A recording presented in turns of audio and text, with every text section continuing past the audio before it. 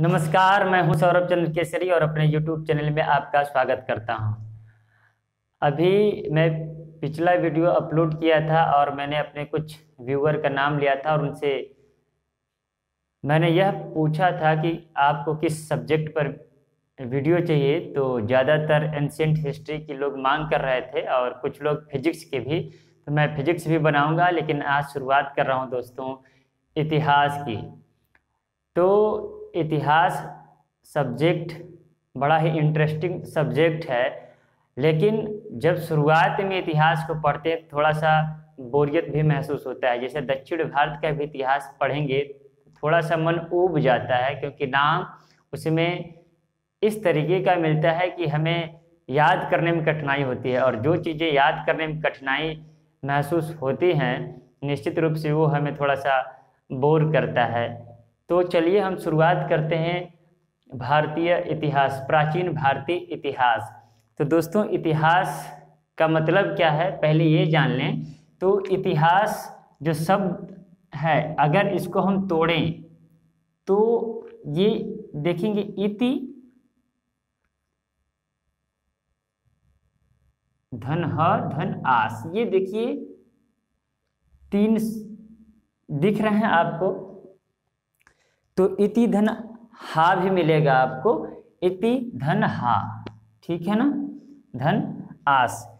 तो इति धन हा धन आस का अर्थ होता है कि जो निश्चित रूप से घटा हुआ है। मतलब इतिहास का अर्थ यह हुआ कि पहले अतीत में कोई घटना निश्चित रूप से घटी हुई है और उसका अध्ययन जब किया जाता है तो उसी को हम इतिहास कहते हैं। अगर एक लाइन में कहा जाए तो अर्थ यह हुआ या परिभाषा यह हुआ कि अतीत के अध्ययन को इतिहास कहते हैं। अब अध्ययन करने के लिए कुछ बातें जरूरी हैं। सुविधा क्या है, कैसे हम अध्ययन करेंगे इतिहास का? तो इतिहास के स्रोत से हम इतिहास का अध्ययन करते हैं। तो इतिहास में प्रागैतिहासिक काल, आद्य ऐतिहासिक काल तथा ऐतिहासिक काल, ये तीन रूपों में बांटा गया है। आज हम इतिहास जानने के स्रोत पढ़ेंगे, फिर उसके बाद में ये तीनों काल के विषय में पढ़ेंगे, फिर उसके बाद में पाषाण काल, आदिम मानव जो कि पाषाण काल में आया था, धीरे धीरे विकास की प्रक्रिया के बारे में जानेंगे और यहाँ भी जानेंगे यह कि मनुष्य का विकास कैसे हुआ और किस जीवधारी से हुआ। चलिए बात करते हैं प्राचीन इतिहास के स्रोत। तो भारतीय इतिहास के स्रोत कुछ इस प्रकार से हैं कि आपको दो तरीके के स्रोत मिलेंगे, एक साहित्यिक स्रोत और एक पुरातात्विक स्रोत। तो मैंने यहाँ कैटेगराइज किया है कि साहित्यिक स्रोत में होते क्या क्या हैं। धर्म ग्रंथ, ऐतिहासिक ग्रंथ तथा विदेशियों द्वारा विवरण, मैंने इस तरीके से कैटेगराइज किया है। और पुरातात्विक स्रोत में देखेंगे अभिलेख, एपिग्राफी, पेलियोग्राफी या पेलियोग्राफी और न्यूमिस्मेटिक, ये पुरातात्विक स्रोत है। और ये क्या है, साहित्यिक स्रोत। दोस्तों धर्म ग्रंथ की बात करें तो हमें वेद, पुराण, उपनिषद, इन सब से भी हमें इतिहास के बारे में जानकारी मिलती है। और ऐतिहासिक ग्रंथ आपको पता है, राज तरंगिणी, हर्षचरित्र, इंडिका, ये सब क्या है, ऐतिहासिक ग्रंथ है। लेकिन मैंने इसमें एक चीज़ और दिया है, विदेशियों द्वारा विवरण। मतलब ऐसी ऐतिहासिक ग्रंथ जिन्हें विदेशियों के द्वारा लिखा गया है। जैसे हमें अभी बात के इंडिका मेगास्थनीज द्वारा लिखा गया है, जो सेडिकस निकेटर का राजदूत था। और बात करें किताबुल हिंद अलबरूनी द्वारा जो लिखा गया है वो भी विदेशी था, जो हमारे भारतीय इतिहास के विषय में जानकारी मिलती है। तो वो विदेशियों द्वारा विवरण है। तो हम बात करते हैं धर्म ग्रंथ।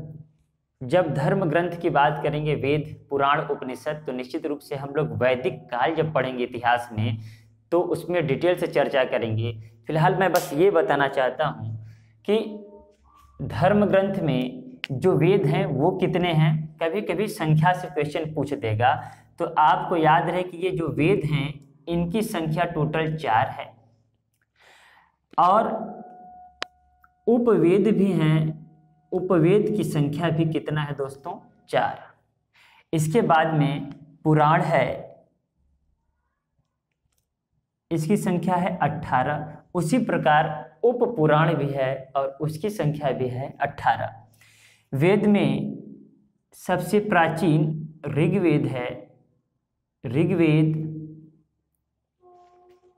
इसी में गायत्री मंत्र के बारे में लिखा गया है। हम लोग बारीकी से अच्छे से पढ़ेंगे, लेकिन कब? जब वैदिक काल पढ़ेंगे तब। ऋग्वेद, यजुर्वेद, सामवेद, अथर्ववेद, ठीक है, ये चारों वेद है। तो लिखूंगा तो ज़्यादा टाइम जाएगा दोस्तों, बस सुनते रहिएगा। फिर उपवेद भी है, जैसे आयुर्वेद, धनुर्वेद, गंधर्ववेद, ठीक है। तो वैदिक काल में इसको डिटेल से पढ़ेंगे, चिंता न करिएगा। पुराण, इसकी संख्या है 18। जैसे सबसे प्राचीन, मैं प्राचीन का लिख दे रहा हूं, सबसे प्राचीन क्या है? मत्स्य पुराण। ये क्वेश्चन एक बार का आया हुआ है। ये मत्स्य पुराण है सबसे प्राचीन, ठीक है।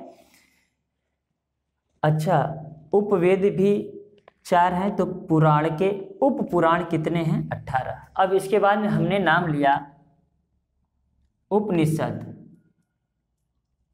उपनिषद की संख्या दोस्तों 108 है, लेकिन सभी तो पढ़ नहीं सकते।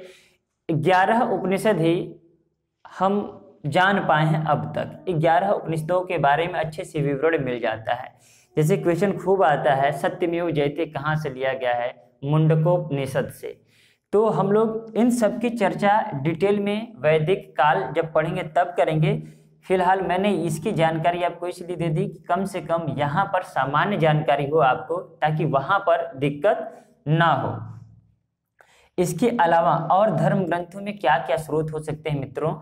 तो देखिए, रामायण है, महाभारत है, इसके अलावा बौद्ध ग्रंथ है, जैसे त्रिपिटक। त्रिपिटक में ही विनय पिटक, सुत्त पिटक, और देखेंगे आप दीपवंश, महावंश, इस तरीके के ग्रंथ हैं जो कि धर्म ग्रंथ से हैं, मतलब इतिहास जानने के ये स्रोत हैं। और उसके बाद में जैन ग्रंथ भी है, जैसे कल्पसूत्र।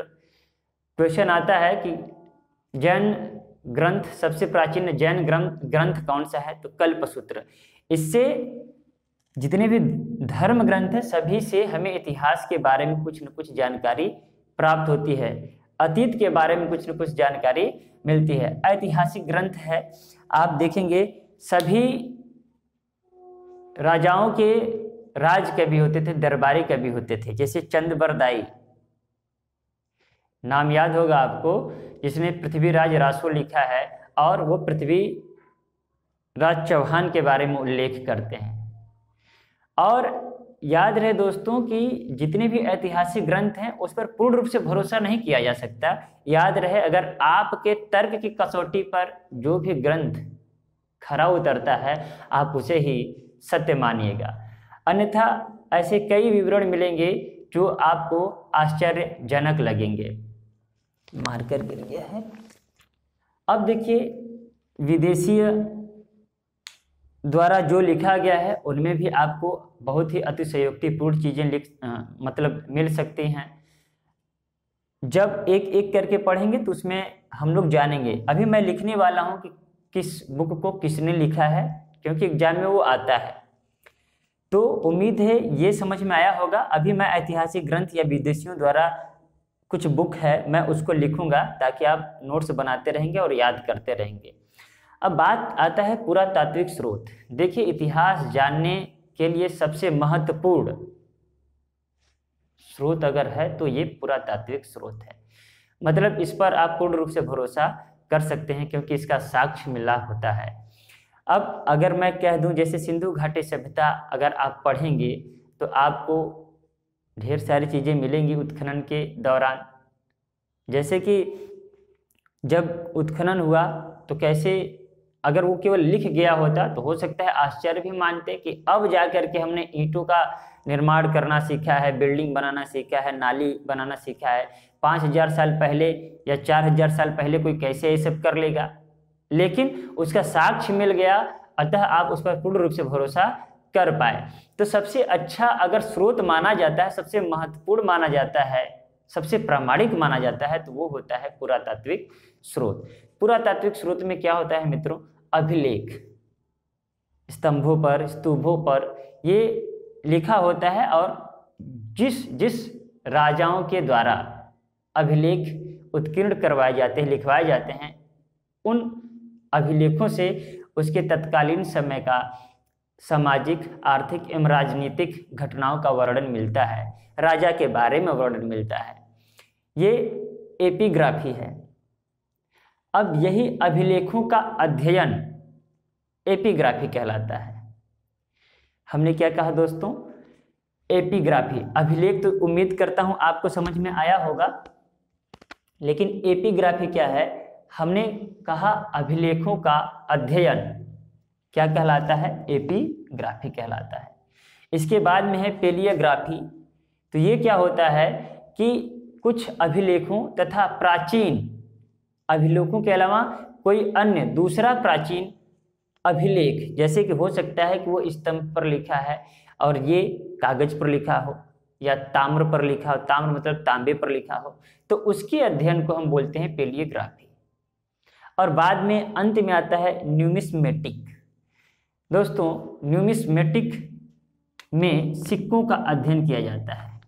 सिक्कों के अध्ययन से भी हमें पता चलता है कि किस राजा के शासनकाल में क्या व्यवस्थाएं थी। जैसे आप देखेंगे कि कुछ राजाओं के द्वारा सोने के सिक्का जारी किए गए, तांबे के सिक्का जारी किए गए, चांदी के सिक्का जारी किए गए, तो इससे उनके बारे में पता चल जाता है।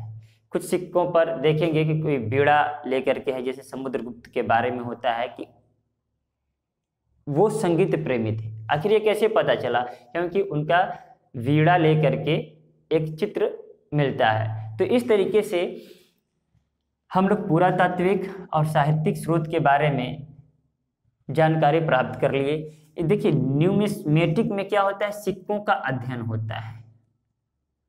किसका होता है मित्रों? सिक्कों का अध्ययन। अब देखिए, प्राचीन जो सिक्के हैं उन्हें कहा क्या जाता है? जो प्राचीन सिक्के हैं पंचमार्क कहा जाता है उसको, और सिक्कों के अध्ययन को न्यूमिस्मेटिक कहते हैं। तो फिलहाल आप इसके बारे में जान गए होंगे, इसको नोट्स बनाइएगा। मैं अब इसको मिटा करके कुछ प्रमुख ग्रंथों के नाम लिख रहा हूँ। ये मैंने कुछ प्रमुख किताबों के नाम, उनके लेखक तथा शासक और उनसे संबंधित अभिलेख के बारे में लिख दिया है। आप स्क्रीनशॉट लेकर के नोट्स बनाइएगा। इसमें से शुरू के 4 महत्वपूर्ण हैं जो एग्जाम में पूछे गए हैं। अगर आप पूरा याद कर लें तो काफ़ी अच्छा रहेगा। इसके अलावा ये मैंने बस मोटा मोटी इसके बारे में बताया है या लिखा है। एक वीडियो टोटल, पूरा एक वीडियो किताब और उनके लेखक पर ही समर्पित रहेगी, और उसके बारे में भी जानेंगे। याद रहे, राज तरंगिणी जो कल्हड़ की बुक है, इतिहास की सबसे प्रामाणिक एवं प्रथम बुक मानी जाती है। मतलब अगर आपसे क्वेश्चन पूछ दे कि प्रथम ऐतिहासिक बुक का क्या नाम है, तो आप बताएंगे राज तरंगिणी। और उसके बाद में आपको यही याद रखना है कि इतिहास के जनक किसे कहते हैं। जैसे भूगोल के जनक एराटोस्थनीज हैं, फिजिक्स के न्यूटन, केमिस्ट्री के लेवासिए, बायोलॉजी के अरस्तु। उसी प्रकार इतिहास के जनक हैं हेरोडोटस। हेरोडोटस ने हिस्टोरिका नामक बुक लिखा था, और इन्होंने इस बुक में भारत और फारस के संबंधों का वर्णन किया था। उसी तरीके से नेचुरल हिस्टोरिका है, ये प्लिनी का है बुक, और प्लिनी ने भारत तथा इटली के बीच व्यापारिक संबंधों का वर्णन किया था। तो इस तरीके से आप महत्वपूर्ण चीज़ों को लिख लीजिएगा, याद करिएगा। ये राज तरंगिणी को क्या कहते हैं? प्रथम प्रामाणिक ऐतिहासिक बुक, ऐतिहासिक किताब। या ग्रंथ, मैं ग्रंथ लिख देता हूँ, ये है ग्रंथ। ठीक है मित्रों, तो ज़्यादा लंबा वीडियो लेना नहीं है, मिलते हैं नेक्स्ट वीडियो में। वीडियो अच्छा लगे तो मेरे चैनल को सब्सक्राइब करें, लाइक करें तथा दोस्तों में शेयर करें। मिलते हैं नेक्स्ट वीडियो में, तब तक के लिए नमस्कार।